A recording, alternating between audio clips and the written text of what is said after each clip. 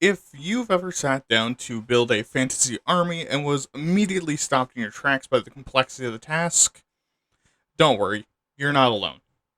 Not all of us are creatively bankrupt enough to copy-paste Warhammer factions into their D&D game.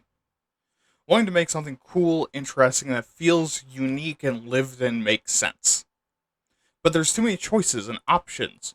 How do you decide what to do? Well, that's what this episode is for.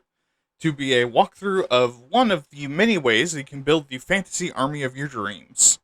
On this episode of Why Are You Talking About This?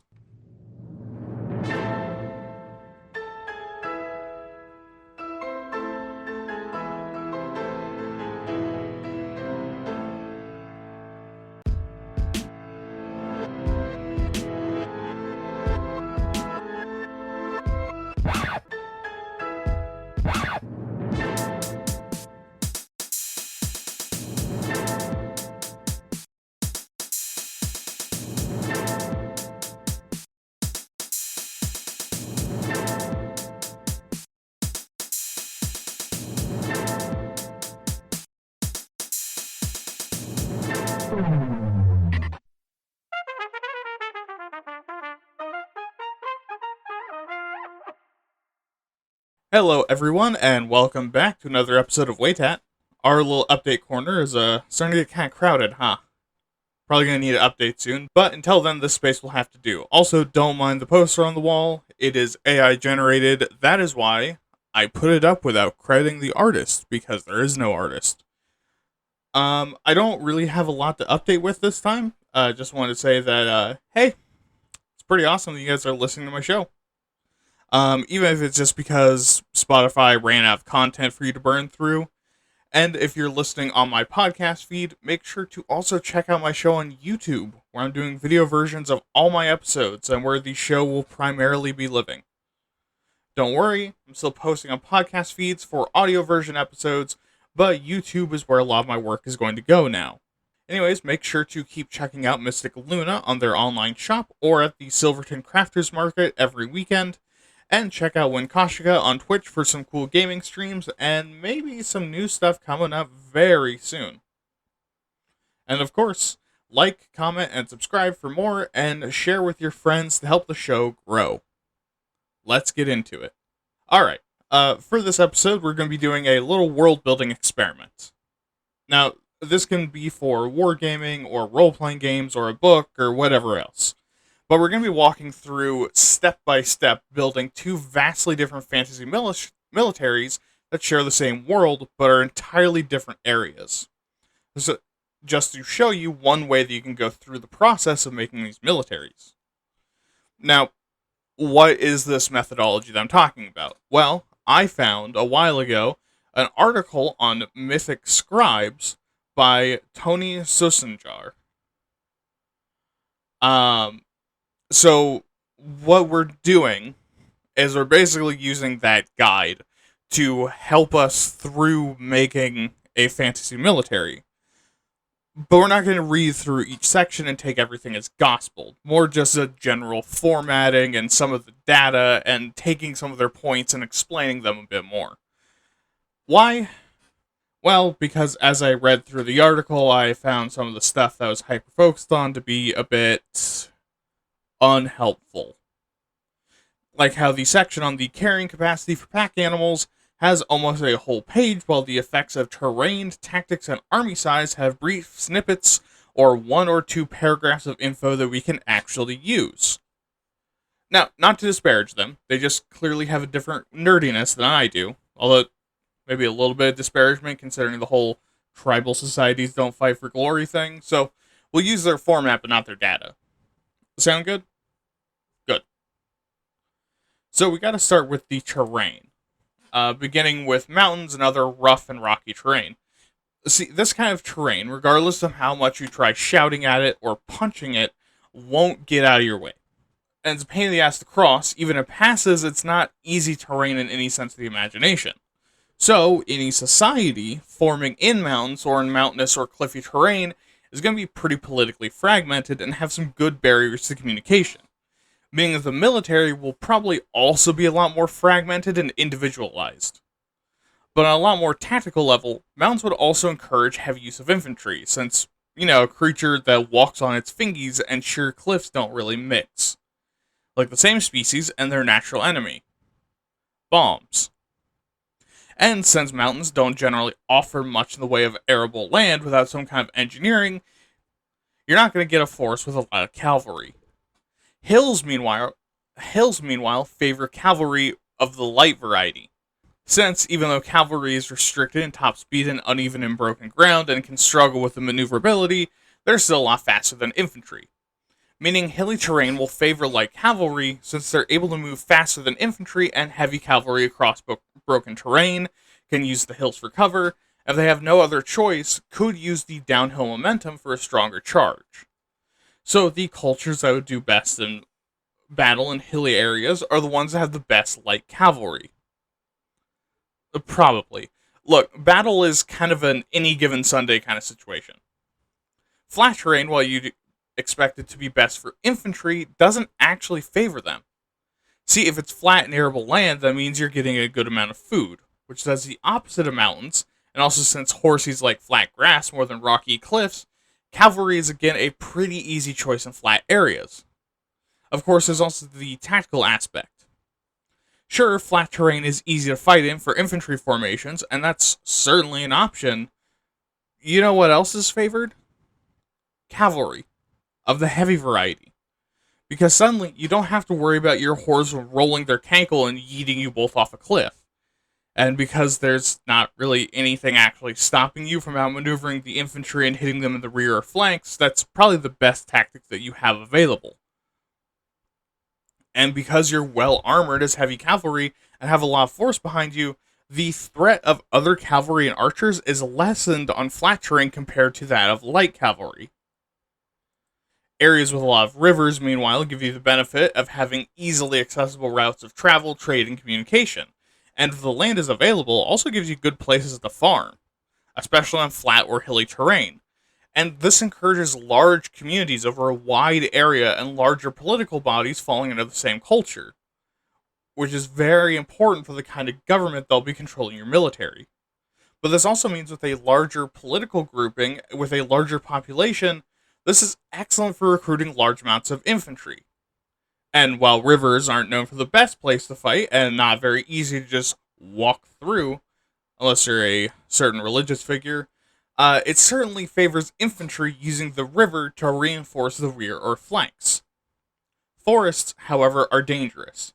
And no, not just because the European ones are filled with angry fae, and the American ones are filled with enraged Native American monsters and demons that have lost nothing but the memory of their existence. It's instead because they're hard to travel through, harder to see through, and even harder than that to navigate.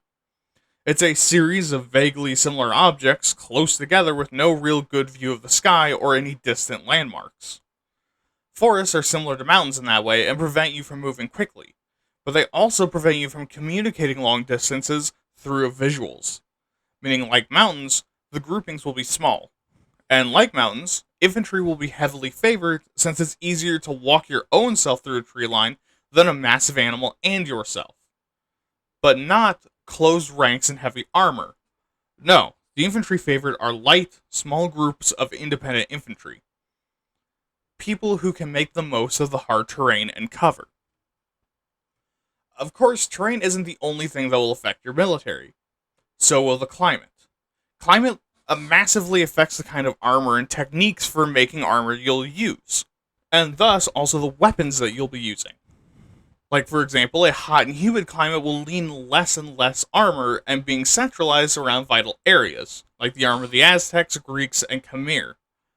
While an arid climate will lean towards body coverage and sun protection, which you see in places like the Middle Eastern desert and Sahara, like with the Egyptians. Cold places will lean away from techniques needing adhesives and will prefer to layer, especially warm materials and especially in arid cold climates. While humid, cold places will generally start to use metal armor a lot more often. All this in turn affects your weapons. You won't use things that are made with adhesives in super cold or wet environments, so bows that rely on glue to be held together aren't going to be particularly popular, like recurve and laminated bows. While if you're in a hot climate where most people are armored with as much airflow as possible to maximize coverage, slashing weapons may not be too popular, especially compared to bludgeons. While in places with minimum coverage, slashing weapons may be more popular than thrusting weapons to maximize the surface area of your attacks. But climate will also affect your food supply, ease of travel, trade routes, and arable land. The more your land's climate is friendly to agriculture, roaming, and foraging, the larger your military can be and the more domesticated animals you can have the size of a horse, meaning your cavalry numbers can increase. Which brings us to resources. The more resources of a particular type you have, the more that resource will appear in your people's military. Places with little but present access to metals aren't making full armored suits. They're instead using them for tools and weapons. Armor is made from whatever is locally abundant combined with the pressures of battle will put on you. Meaning, if you do a lot of formation warfare, the pressure is to protect the formation. And if metal is scarce, you'll probably be using metal for their weapons and probably a helmet, but not for much else.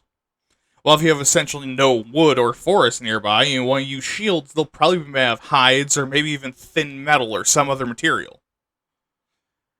And, of course, we can't forget the geography. The more routes and easy paths through the internal areas of your region, the more homogeneous it'll be. Meaning they'll be a lot more powerful and unified. And this will also determine the borders. Places that are easily navigated with very little discernment on where things change over will probably not be the borders, since these places require a lot of mapping and bureaucracy to carve up. Meanwhile, places like forests, rivers, mountains, swamps, and other harsh and difficult terrain make great borders, as well as great border defenses, since they naturally prevent or slow movements through them. And then you can set up places that are easier to cross, or at places these obstructions break up to control the entire territory. Hence, your border. So let's look at the environments our two militaries developed in. For our first militaries, who we will call Treebeardies for now, come from a land of forests with rivers to the east and west that act as natural barriers that seasonally flood during the springtime and turn the area around the rivers into swamps until they dry out in the summer. The northern border is a thin mountain range, while to the south, while it's very limited and small compared to the woodlands, it's relatively flat and arable land that empties out into a large open bay into the sea. The climate is generally cool, reaching about the mid-70s in the summer and becoming freezing cold in the winters, reaching freezing temperatures for most of the season. And while there's available metals, most of the resources are from lumber, forest-grown and developed goods, clay deposits, and of course the horrific monstrosities of the forest. Because something I didn't tell you is that while the woods are just crawling with edible plants and animals, it's not because it's some Garden of Eden. It's because the biosphere naturally supports a bunch of monstrous and fantastical monsters, like griffins, manticores, cockatrices, drakes, giant eagles, monstrously large bears, wolves and boar, and basilisks, just to name a few. Military 2, who we'll call Totally Not China for now, developed largely an open plain with rolling hills to the north developing rapidly into mountains, full of all kinds of spooky and icky monsters. The southwest becomes more humid and warmer until it breaks out into a large jungle, and the direct south is a large river delta connecting 3 rivers to the region. The east, meanwhile, becomes more and more arid until it breaks into a northern steppe and a southern desert ringed by mountains and a thin coastline to the southeast. The temperature is generally temperate, but the summers are full of hot and humid air blowing in from the southwest and icy and cold winters from the frigid northern air coming south. But the land is fertile, there's abundant resources, animals are common, and there's not really any monsters living in these central plains regions. Now for our next stop on the creation process: society and politics. Because even as we like to pretend otherwise, braining your neighbor with a sword is, and always was, political.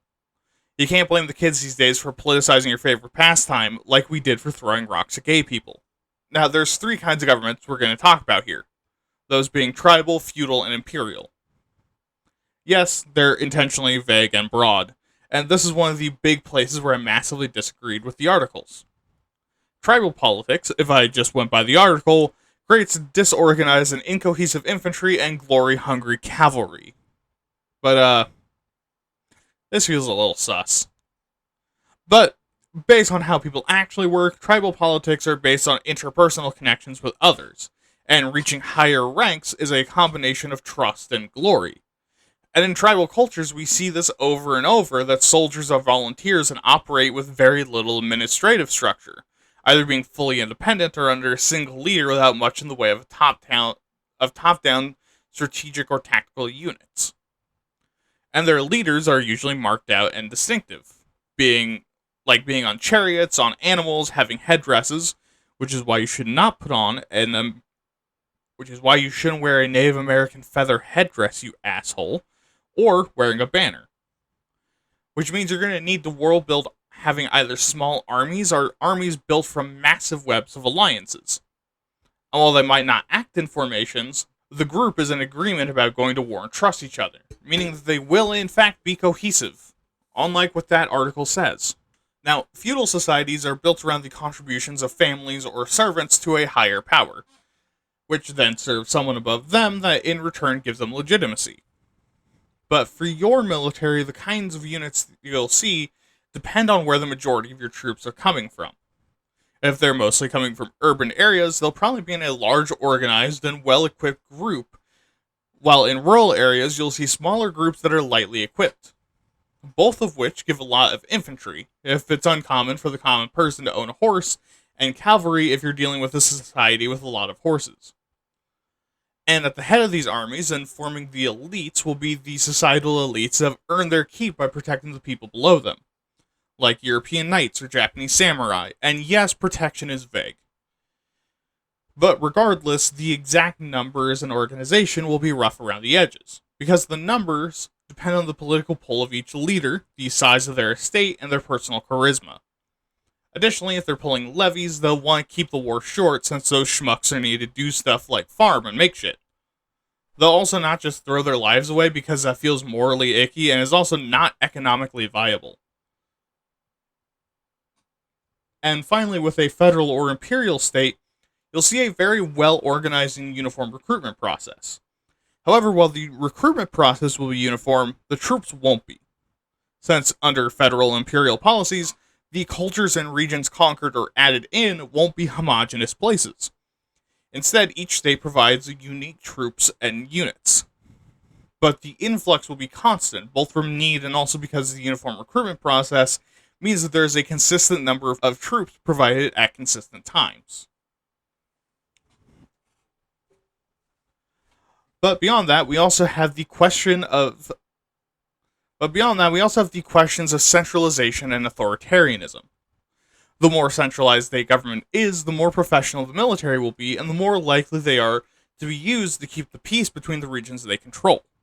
Since the central state will desire the power and maintenance of their control, but also having unified and professional troops will allow them to use their military effectively. However, this does require higher education and administrative needs to, file all that paperwork. But it also means you'll have more resentment from people in your culture that are more independently minded, and having fewer people calling the shots means there's less they can focus on at once. Meaning there's going to be some lag in military response, especially against multiple simultaneous attacks. That combo in particular is a great way to lose your empire. People on the edges being resentful already, and your military response being too slow to help, and suddenly you have a rebellion. Of course, on the other side, while you get better flexibility the less centralized your state becomes, you also get a less professional army with less uniformity.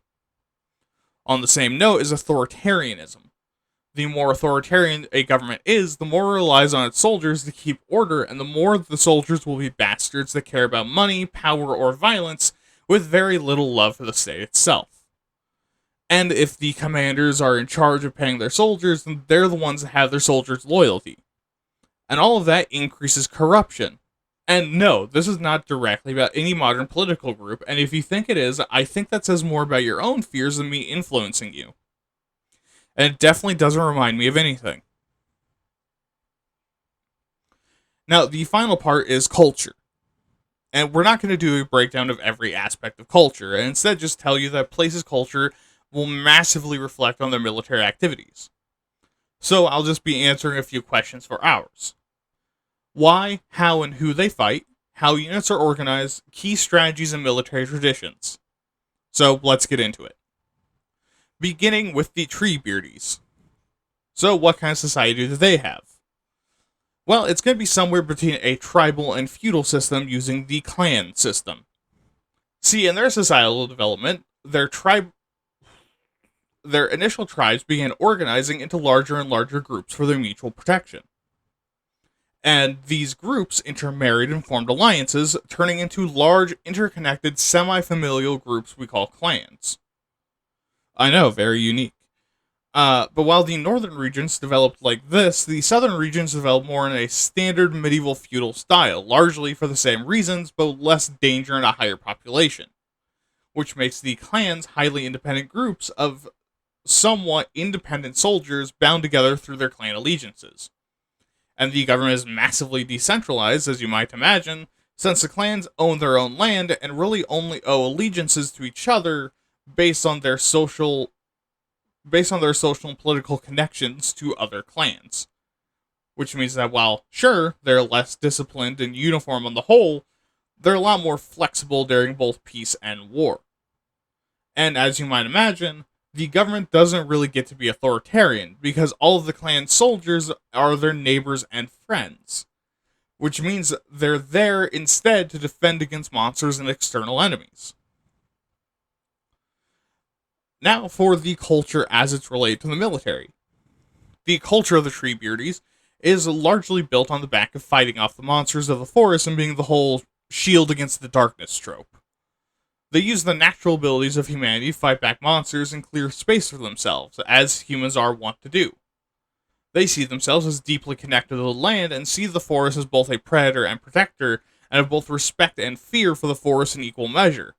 And that it's the job of all able-bodied men to serve the clan in standing against both monsters and invaders alike. So let's ask our questions. First, why do they fight? Well, to repel invaders and protect their homes, which makes their morale higher and turns their strategies to defense. How do they fight? Well, because of what we've already talked about, forests favor guerrilla warfare, as do rural feudal societies. So they use hit-and-run guerrilla tactics, but also their knowledge of the forest to separate their enemies, put them on the back foot, and lead them into dangerous places while destabilizing their command structure with sharpshooters. And since the forest is dangerous, they don't usually have to fight outsiders head-on. Now, who are they usually fighting? Well, besides outside invaders, usually demi-humans like beast folk and goblin tribes. But also sometimes big and scary monsters like dragons and their armies, werewolf packs, or an especially violent and malevolent BBEG controlling evil animals and creatures. Which again, all means that they can get away with guerrilla warfare, since most of their enemies are pretty dangerous to stand in an open field and fight, but are very susceptible to being shot in the face with an arrow. But now their organization. Units are collected and organized, not by some arbitrary strategic unit. Oh, no. Since they value personal charisma and social connections, their units are organized in the same way, with experienced warriors handpicking the troops to serve alongside them, who can then refuse if they want to, but they rarely do. Which creates very independent groups of soldiers perfect for cell-like combat in dense woodlands. So with that, let's talk about key strategies. Most of their strategies center around decentralizing and destabilizing the enemy's formation and strategic movements to let the force have its way with them. Sorry, I'm having Evil Dead flashbacks. But, okay, what does this actually mean? Well, disrupting supply lines and eliminating commanders and ambushes, attacking at random times to deny rest, sleep, and proper marching order, ambushing foragers, forcing them into moving out of formation and getting separated into the woods, and, of course, leaving false paths and routes of disengagement to monster dens. Meaning even if people start to pursue, they'll either get eaten or question if their dudes are about to get devoured by a giant fire-breathing chicken. And for their military traditions, they only really have one key tradition. wearing the pelt of an animal. In order to prove yourself and become a member of the military, you have to hunt the beast of the forest and return with its pelt. The more dangerous and impressive, the more you'll be sought out as a fighter, and the more likely it is that you'll be chosen to lead soldiers. And since the forest is full of many, many, many dangerous monsters, things like wolf, moose, and even wolverines can be common, while bear, boar, and monster skins would be rarer and represent someone much more fearsome and powerful. Now for totally not China's turn. For them, their government is a middle ground balance between federal and imperial, where, yes, they've conquered your homeland, but you're allowed to live how you were before, as long as they get to control the upper levels of government and you contribute to group projects. The central government in this case is in the south, organized around the river delta. While they maintain a pretty close eye on things, they actually allow a pretty high level of autonomy. But because they're imperial, their military is largely professional and takes recruits from across the empire to be distributed into different roles. The government, in general, is heavily centralized, but every part of the empire, with a sizable portion, has a government branch in it.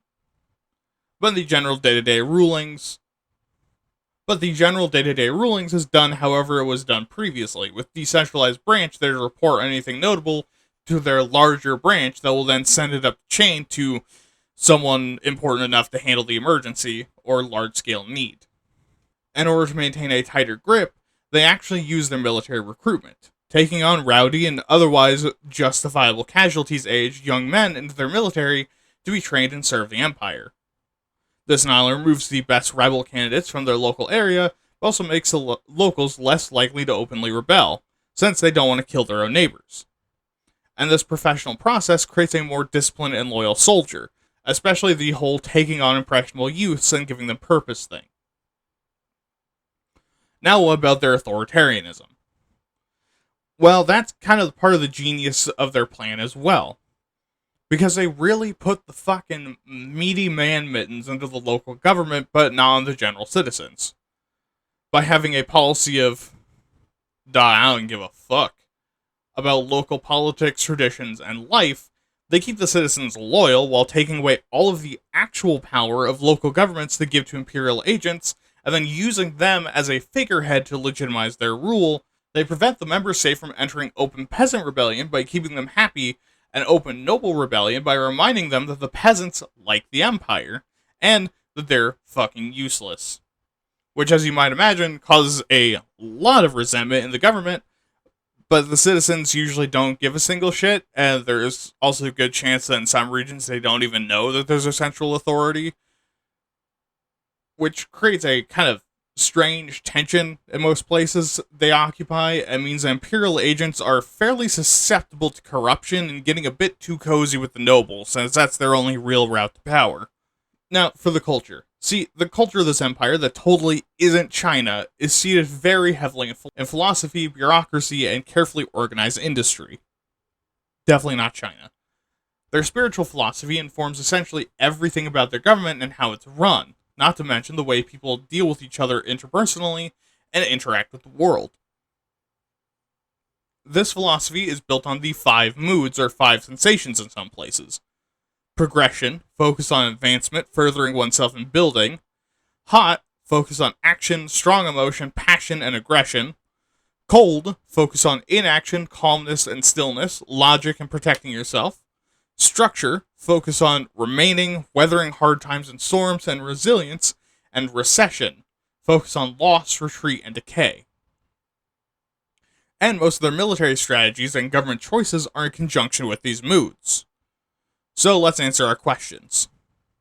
Firstly, why they fight? Well, mostly to grow borders, but also to deal with raids from demi-humans and monsters, and invasions from other empires and powerful monsters. And that's mostly who they fight. Other humans, but also mountain-dwelling demi-humans like orcs, ogres, giants, goblins, trolls, and beast folk. And since they also don't actively police outside their borders, or some of the more rural areas, also rogue wizards with their armies, and dragons and their worshippers.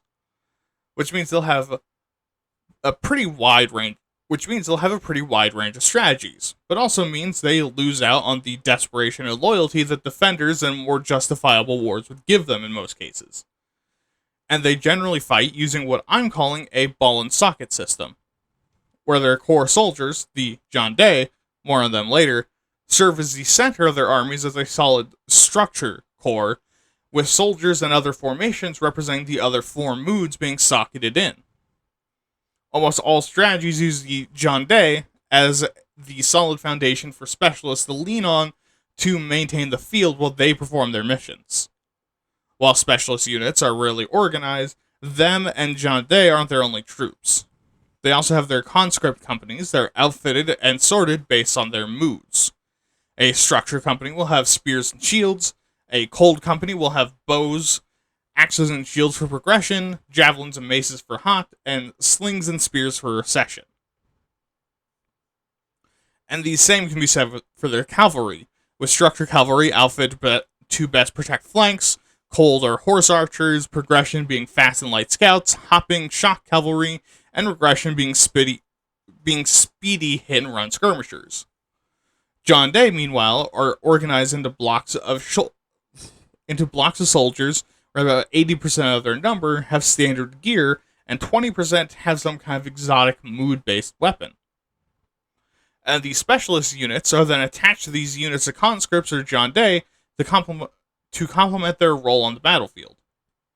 Like, for example, if these southwestern jungles have a specialist enshrined in military doctrine of war guerrillas wearing heavy spiked armor as shock war beasts, that hot sensation specialist unit would be put alongside other shock infantry or other units who's going to be in the melee fighting. While of another culture they've assimilated are renowned archers able to hit their own arrows from hundreds of yards away, they'll be added into regression and cold formations as fire support. Now, due to the sheer variety of enemies they fight, and also the fact they have literal universities for theoretical war, I'm not going to talk about all of their strategies. But key and important to remember is what the 5 moods dictate. A progression strategy is about moving up the field, taking the enemy's ground, securing your objectives, and outmaneuvering the foe. While a hot strategy will be aggressive, violent, and meeting the enemy head-on, probably right where you're expected.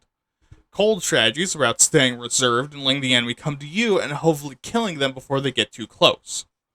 Structure is about holding the line, presenting an unmovable wall to break their backs on. And recession is about giving up ground, causing the enemy to overextend and causing morale and cohesion problems by removing key components of their strategy. And, quickly, what about a key tradition? Rewarding excellence and being adaptable.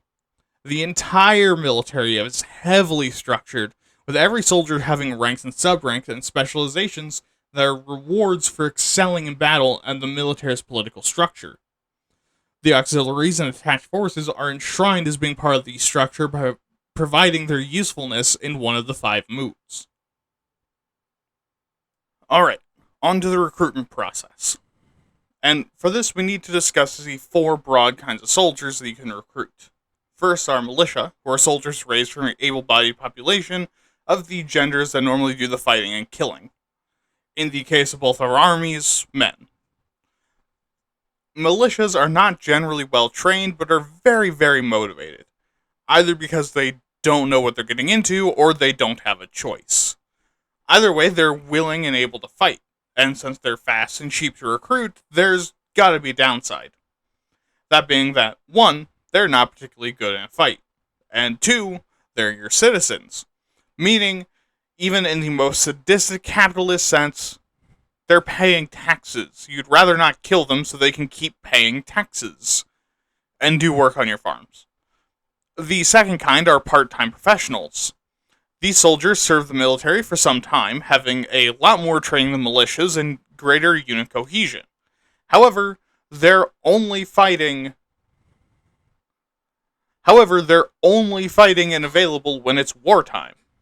During peace times, they'll put their weapons down or hang it above the mantle like a retired fantasy adventurer and go back to work. Now, a lot of that cohesion, morale, and discipline comes from interpersonal bonds between members, since they're neighbors and coworkers.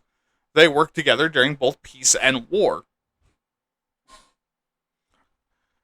And you also get the sneaky bonus of your peasants not rebelling as hard if you deploy these guys against them, since they're literally their neighbor. Now, if you want better troops, then you have full-time professionals. These soldiers serve the military as their job, serving for the majority of their life and career as a soldier rather than anything else, which means they're very skillful, cohesive, and effective, and can train continuously and never get rusty. However, they require a lot of training and are often trained for long periods of time, cost a lot, and need to be constantly monitored and maintained. Which means you're spending a shit ton of money on them during peacetime for little actual benefit, which is not ideal. Now that leaves the fourth group, mercenaries, who are professional soldiers that you don't pay for until you need them, and you don't really have any bonds to them. Which is pretty good, and the reason why they were very often used throughout real-world history. But it's also expensive as fuck, and even ignoring that, mercenaries are willing to work for anyone they don't have an ethical or moral opposition to, which might include your enemies. Now, what kind of soldier you recruit depends entirely on what kinds of wars you're fighting.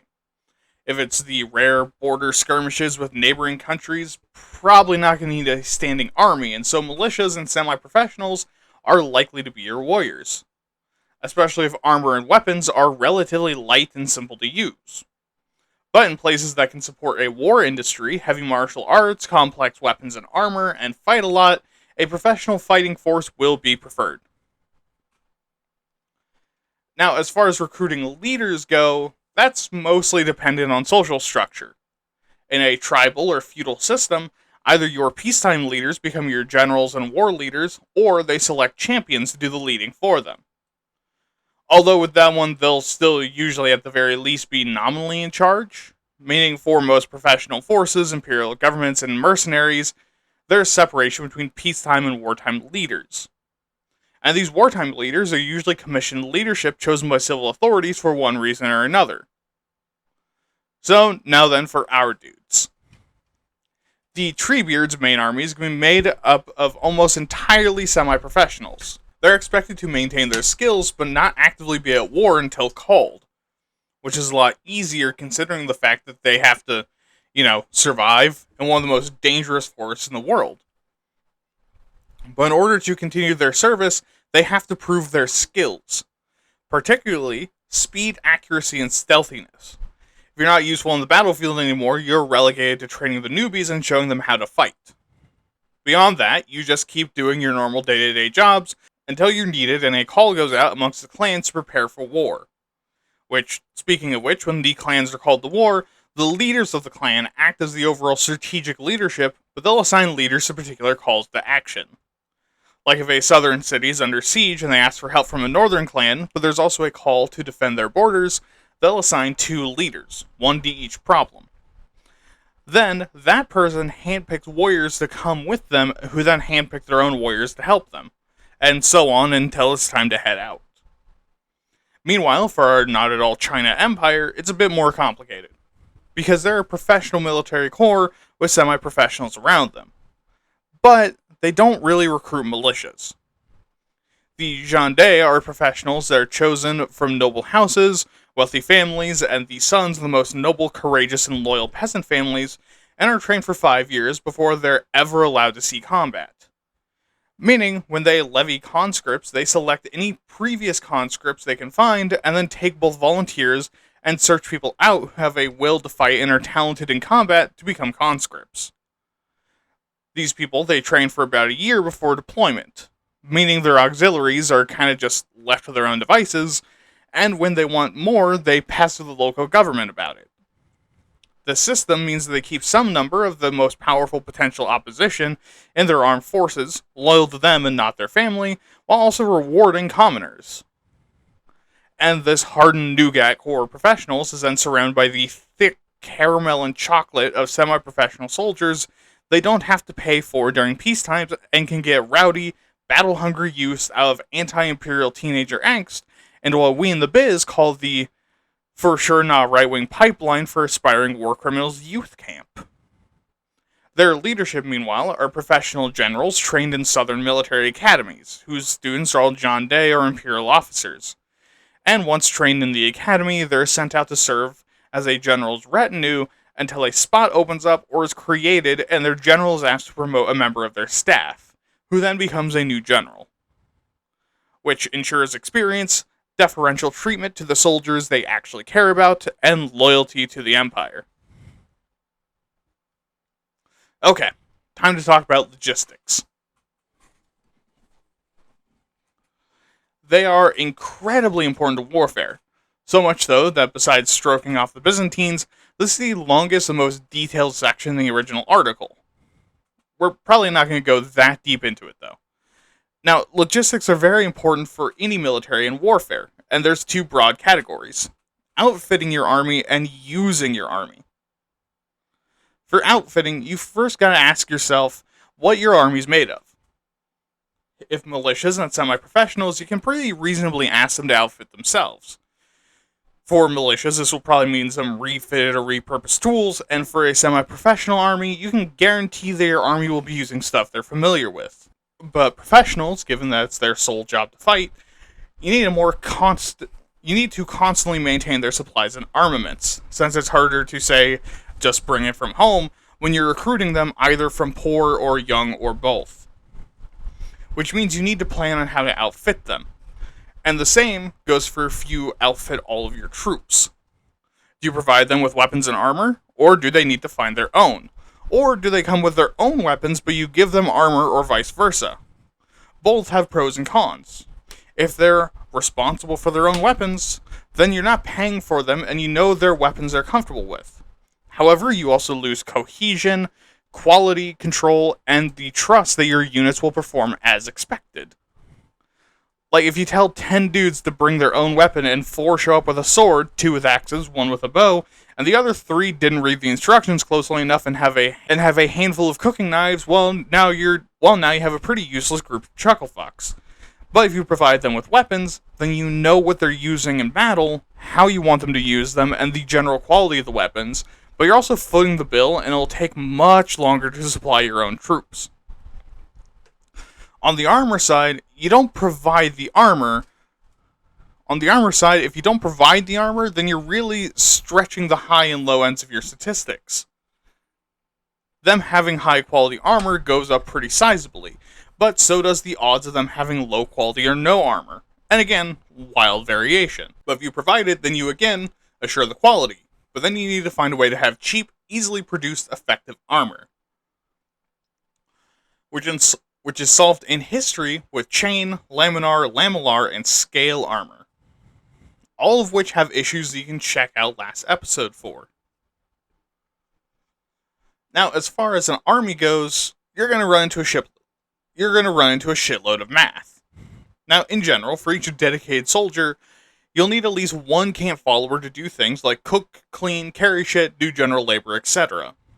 You can alter that number if your soldiers do multiple tasks, but you also need animals to carry stuff, with our article using mules as an example, with one for about every 20 infantrymen or 1 horseman. Which means to feed the mules and horses, you need to either forage 16 to 24 kilograms of food per day, well, multiply that by 2.2 for pounds, or alternatively carry about 14.5 kilograms per animal per day, 10 for horses, 4.5 for mules. Add on to that the average soldier needs 1.36 kilograms of food per day, which means an army of, say, 80 infantrymen and 20 cavalry, then you're dealing with 100 camp followers, 40 mules, and 100 fighters eating about 652 kilograms of food in a day. And since mules max out at 120 kilograms, that means 5 mules are carrying just food for all those people. And since you don't want to tire out the horses, then they're probably not carrying anything outside of a fight, which is again for a single day of travel.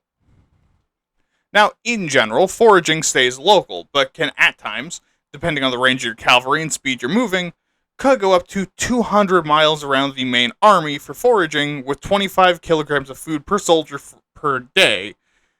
Then about a quarter of all your people need to be foraging at any given time. Now, I will also say, I am skeptical about that number that the article gives of 200 miles per soldier, like around the main army, like diameter wise, because that's the distance between New York and Boston, and I can't imagine an army in the middle of those two cities sending people to New York and Boston to grab supplies, especially a pre-industrial army. So take that with a grain of salt. Now, also, since you need reliable water, you'll probably either be following a river or carrying it with you, which is extra weight. Which, all of this means that warfare and sustaining an army is exceptionally expensive and is a massive drain on resources. So let's talk about how our boys deal with it. For the Treebeardies, outfitting their troops are not top-down. Instead, soldiers have to outfit themselves, given the occasional weapon provided by their clan for more complex weapons. Primarily, things not commonly used, like polearms, crossbows, and hand cannons. But everyone is expected to carry a bow and some kind of melee weapon. This tends to keep costs low, and since most people have a bow that can pierce the thick hide of a boar or cockatrice, they're basically already effective warbows. On the maintenance side of things, everything is on a soldier themselves. While some bring porters, family members, and retirees to help them out and act as guides, fletchers, foragers, and camp followers, duties are usually shared between the soldiers themselves. And due to the familiarity of the land and the defensive nature of their wars, they can get away with this, although it wouldn't be effective if they invaded someone else's territory. Now for Totally Not China. Since the auxiliaries are the problem of the smaller local government, the Imperial Army doesn't really give a shit. So we won't either. When it comes to equipping the Gendarmes, once they're recruited, their first armor will be lamellar made out of light materials like wood, leather, and bone. As far as weapons go, the dagger they all carry, called their Oath Dagger, is given upon induction, and as they train in them, they'll be assigned primary weapons, while the exotic weapons require both a specific rank and approval to be requisitioned. All of this combined means the upfront costs are relatively low, and the cost of equipment is spread out. They can't do this for the conscripts, so instead, they're assigned to the units and then confiscated when their term of service is over, creating a weapon stockpile for the next group of conscripts.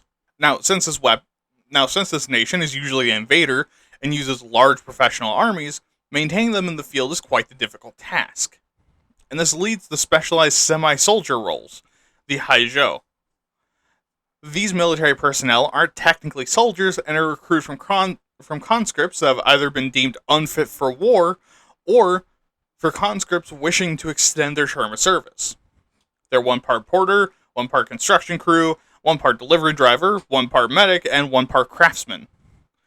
Basically, anything that needs to get done in the background falls to them, including protecting supply lines with civilian cargo moving along it, which they will requisition for. One day, they're cooking your meals and finding your food in outlying villages. The next, they're pulling you off the battlefield, and the day after that, they're building your barracks. Okay. And now we finally get to talk about weapons and armor. Probably the thing that you started with, if we're being honest. Now, weapons throughout history have developed for a number of reasons. Practicality, armor penetration, and social status being the ones we're going to talk about here.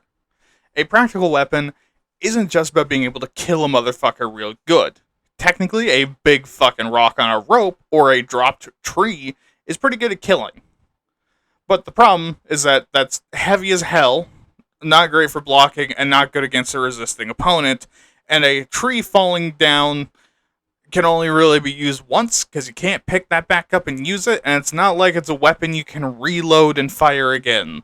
So a practical weapon needs to be comfortable to hold, easy to move, somewhat versatile, reasonable to transport, and preferably multiple uses. Although with like grenades and stuff, that's not necessary. Armor penetration is about getting damage to your opponent, and social status is how much passive riz you're getting just from holding the weapon. Please kill me. And these three are why polearms, spears, and swords have been popular across the world for most of human history. All three are fairly practical. Spears are also cheap and pretty easy to repair and make and maintain, Polearms have excellent armor penetration, and swords have a lot of status attached to them. Armor, meanwhile, is developed largely in response to the threats you'll face and where, and what kinds of fighting you're engaged in. Armies that like to keep their distance tend to go light on armor and heavy on shields, while armies that like to get stuck in and start bashing heads and stomping ball sacks will want to have heavier armor across the board. High mobility armies will prefer light armor, and static armies will prefer heavy. Tight formations don't give a shit about flexibility, while looser ones will prefer it over coverage. All of this is up for consideration. Just make sure you understand where, how, and what they're fighting when you make your own. Again, check out last episode. So for our first group, and let's put some goddamn respect on their name and call them something cool, Google, pull up a Russian translator. Okay, since Sinister is Zloy, and Forest is Les, let's call the nation Zloy Lesnev. So what weapons and armor do the Zloy Lesnevites use? Well, since they're skirmishers, they prefer using ranged weapons. The stronger the better. And because of the cramped conditions of the forest, polearms are usually out of the question, as are very, very heavy war bows, with an exception for particularly long war spears and other thrusting polearms. So we're looking at heavy hunting bows, spears, and weapons with utility, like axes and daggers. However, they will also use crossbows to handle particularly tough monsters. They do have a supply of heavy war bows, and they'll use hand cannons that are designed to be miniature handheld versions of things like cannons, mortars, and volley guns, which is incredibly rare to see, but they still do have them. And their armor matches how they fight and their general logistics. Since they rely on the forest for cover and mostly skirmish, armor is usually pretty light. Usually gambeson covered in rawhide or boiled leather to protect from the environment, and animal pelts and furs if they're particularly resilient to damage. And our second army, whose empire we'll call Zhugang, not named after the Ming Dynasty politician, but a combination of the word Lord and the back half of Eternal in Chinese. Definitely not China, by the way. So for the Zhande, their primary weapon is a trident-tipped spear with a flexible shaft. Nice. And horsehairs around the tip to try and hide the spear point a little bit from people that don't know what's good. They then have a straight sword as a backup, called an honor blade, so called because it's used when your honor is on the line in super close combat. Now the Zhande also use a number of specialist weapons, depending on the mood that they feel that they represent and were allowed to use. So things like sword-catching war daggers, crossbows that launch a chain bolt to wrestle away shields, and arrow mortars with clay pots on the tip filled with irritants are all progression weapons. Massive two-handed flange bludgeons and swords with a unique flame-like design are hot weapons. Repeater crossbows, long guns, and rocket spears are cold, and bows, jade-tipped and poison-laced chain weapons, and a pair of clubs modeled after a fist and a claw called martial glory represent recession. And we've already talked about the conscript weapons, and both the Zhande and conscript weapons are meant to support the strategies matching the mood. Zhande armor, meanwhile, is lamellar, backed with a thick padding and a thick uniform meant to bunch around arrows, pauldrons and helmet, a breastplate, and bracers and greaves. Now with details depending on the soldiers themselves. Recruits will have leather, bone, and wood plates on their armor and boiled leather bracers, greaves, and breastplate. And as they increase in rank, have good performance, and as plates break, they're replaced with a steel plate, or steel parts of their armor. All of their armor, weapons, and the boss of their shield are all modeled after and have representations of their company beast, the mascot of their company. Which together means Zhande are incredibly expensive, but also very effective. Meanwhile, conscripts are given the shit end of the deal, them having to recoup the cost somehow, having padded armor, and if they're going to fight up close, they'll give them helmets and scale mail on the arms and shoulders, and a breastplate made out of a combination of wood and leather.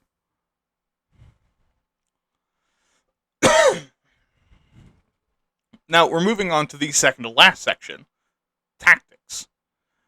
As much as the movies lie to you, battles cannot be won by just slamming your people and the other guys and believing harder than them and knowing that you have the victory ball because the plot demands it.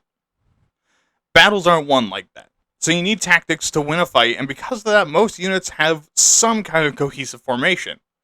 Meaning the goal of a battle isn't necessarily to kill all of them. It's to break the enemy's formation and their will to fight. Morale. So most tactics are to do exactly that and cause disorder. Missile attacks are meant not only to kill enemies at a distance, but also cause exhaustion and psychological stress. Artillery is meant to cause fear and spread out and break formations from the fear of instant and painful death. Cavalry charges, from shock cavalry especially, are meant to smash through formations and cause disorder in the enemy's ranks before your infantrymen move in. And flanking maneuvers are meant to cause disruption and chaos by attacking in weak areas, like the sack and the buns. Now, since most tactics need to do these things, break cohesion and formation, you need to use tactics to protect your own cohesion and formation, which means your tactics will change depending on the enemies you fight. Against horse archers, you'll want heavier armor and shields, and you'll form up in circles and try to outrange them, or make it not worth it to skirmish anymore and force them to close. If you fight heavy infantry, you'll use the terrain to bog them down and slow them down to tire them out, shoot at them from range, and then wait with your own infantry until an exhausted, beaten up enemy comes out of the bog, and then you just push them right back in. And if you fight against a lot of archers, shields and fortifications will be more common and bigger, and cavalry will be more common, especially shock cavalry. So now for our guys. Zloilesnev, fighting woodland critters, demi-human tribes, and BBEG level monstrosities like dragons, in an area that's like Catachan but fantasy and not quite a ripoff of a ripoff, their tactics are going to be almost entirely things useful against those kinds of enemies, which are things we've talked about already. Ambushes popping up from the shadows that hit supply lines, targeting commanders, and leading them to the parts of the woods where the boars and wolves take their smoke breaks. And since their biggest threat is actually light infantry, especially since the demi-humans are also somewhat native, they'll be using anti-light infantry tactics, which is honestly most tactics.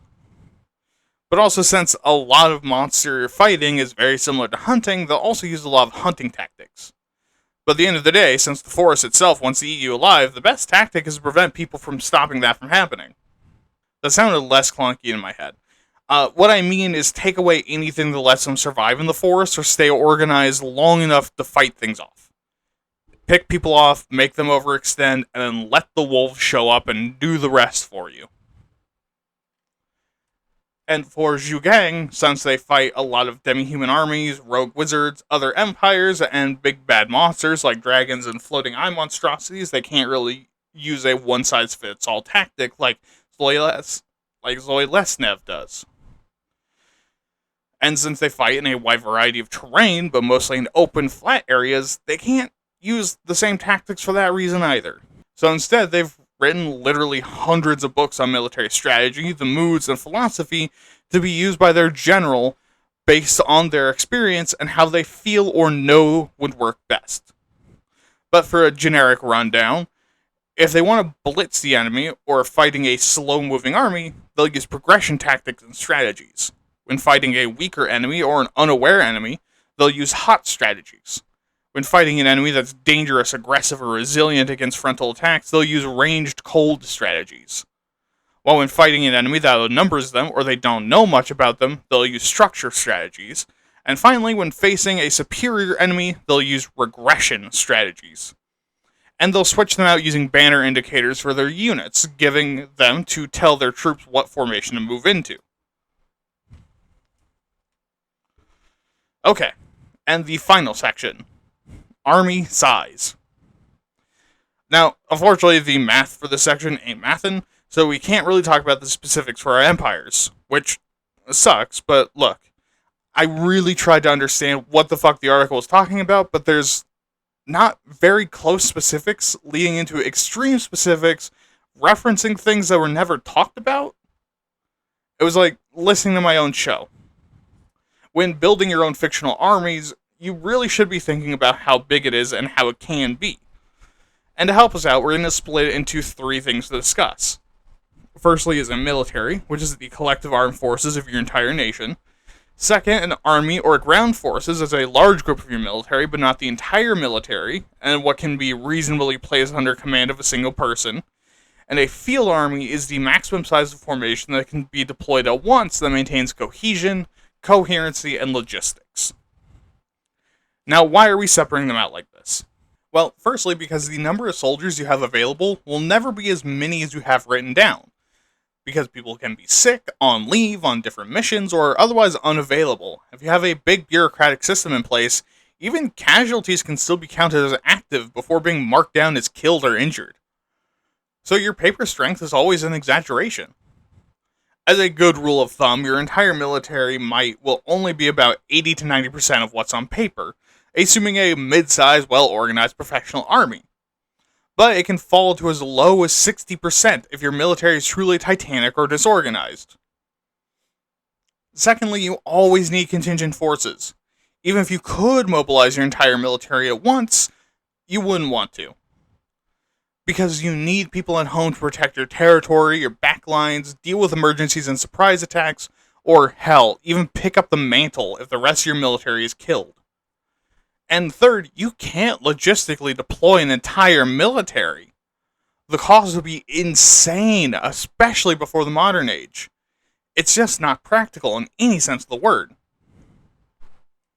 Now, if you want a rough estimate on the size of your military, you need to know three things.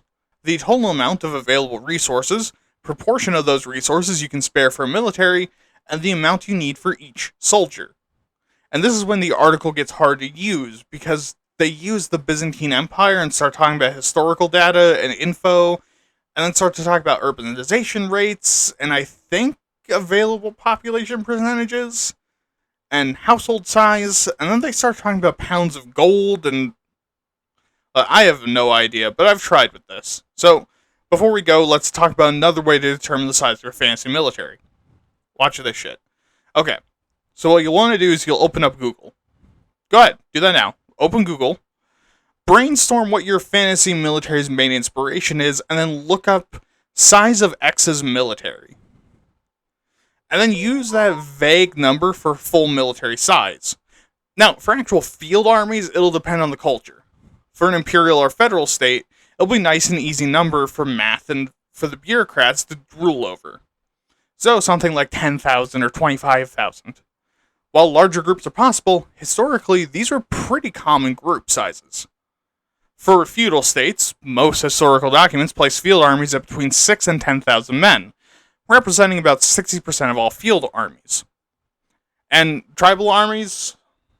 Yeah, you're out of luck. It's basically 20% of the tribe's whole population stacked up for as many tribes that you can get to work together. And since a lot of tribes are not more than like 1,000 people, well, you're probably dealing with a pretty small army.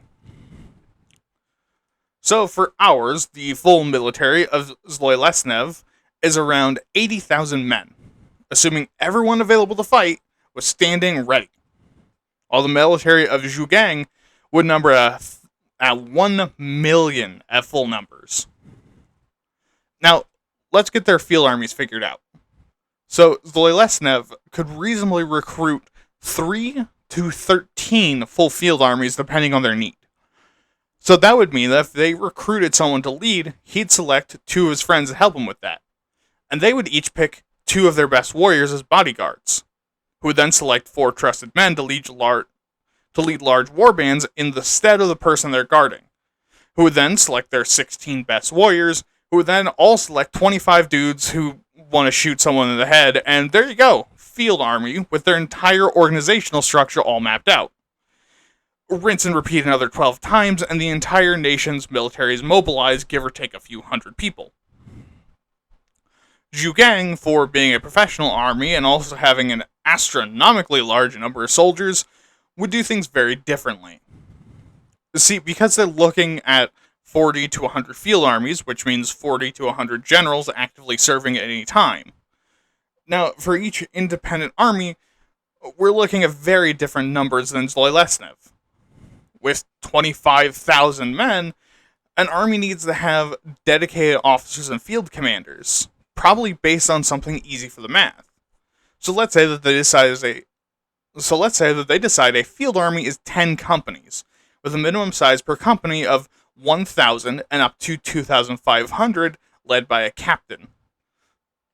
1,000 for elites, cavalry, and small units of specialists, while the 2,500 is for a conscript company. And let's just put the gendarmes in the vague middle with 2,000 men per company. And since gendarmes are the backbone of their fighting force, all field army is required to have at least 3 gendarme companies supported by usually 3 conscript companies. Meaning without those 4 flex companies that can include conscript cavalry, other cavalry, and specialist units, we're looking at least 13,500 troops. And since we're going with base 10s, these companies are broken into 10 sections of 200 to 500 men each.